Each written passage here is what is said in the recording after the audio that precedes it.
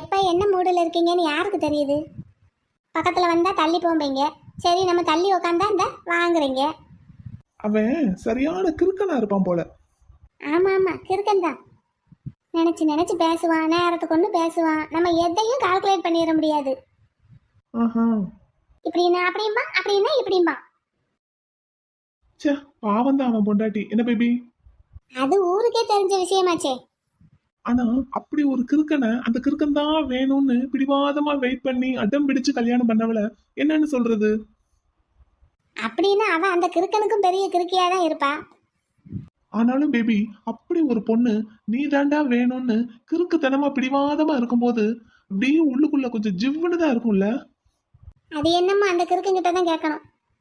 ஏன் பேபி, நான் உங்ககிட்ட ஒன்று கேட்கவா? ம், கேளுங்க. இல்ல, நம்ம சின்ன வயசுல ஒரு 2 or 3 டைம்ஸ் மீட் பண்ணியிருப்போம்.